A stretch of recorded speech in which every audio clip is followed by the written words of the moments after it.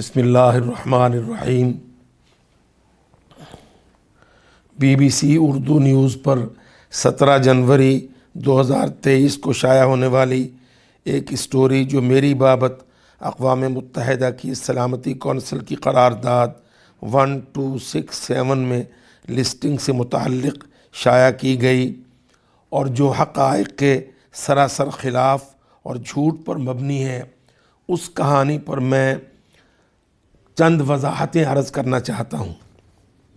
سب سے پہلے BBC کے اندر اس کہانی کے حوالے سے کہا گیا کہ بہاولپور میں سال 1948 میں پیدا ہونے والے عبد الرحمن مکی 80 کی دہائی میں اسلام آباد میں اسلامی یونیورسٹی میں معلم کی حیثیت سے کام کرتے رہے ہیں۔ میں یہ واضح کرنا چاہتا ہوں کہ یہ جملہ، یہ بات صراحتاً غلط ہے۔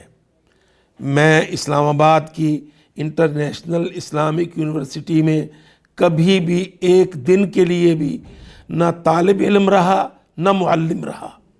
یہ بات صراحتاً بدنیتی پر مبنی ہے، کیونکہ اس کے آگے کہا گیا کہ یہ وہ دور تھا جب اسلامی یونیورسٹی میں اسامہ بن لادن کے استاد عبداللہ عزام سمیت متعدد عرب اور افغان اساتذہ اس ادارے سے منسلک تھے۔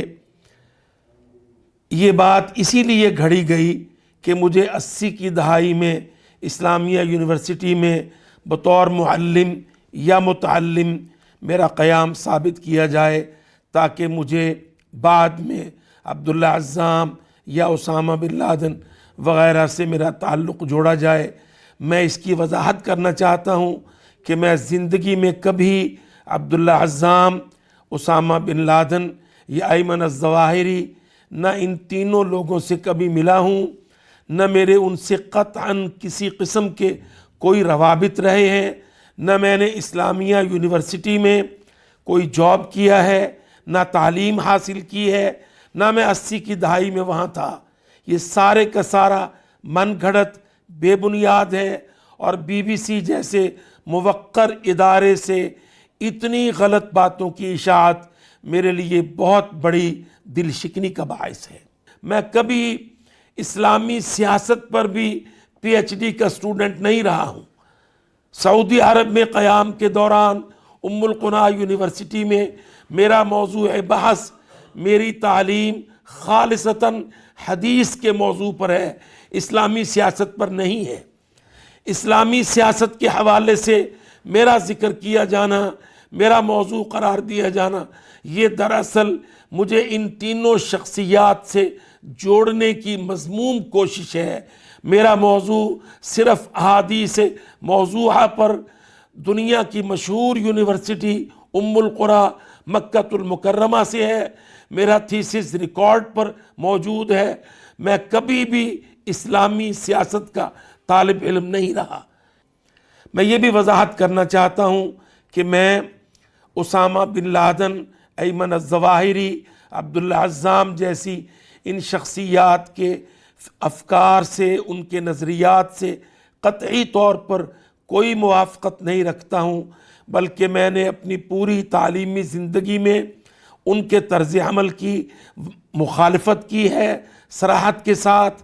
کسی قسم کی دہشت گردی کو، قتل عام کو نہ میں نے کبھی اس کی موافقت کی ہے، نہ حمایت کی ہے، نہ اس میں شرکت کی ہے۔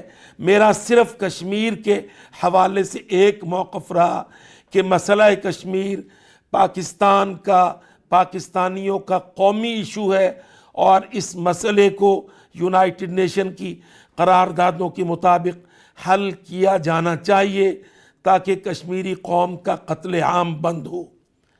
اس کے سوا میرا کبھی کوئی تعلق کسی ایسی شخصیت سے یا کسی عالمی تنظیم سے نہیں رہا۔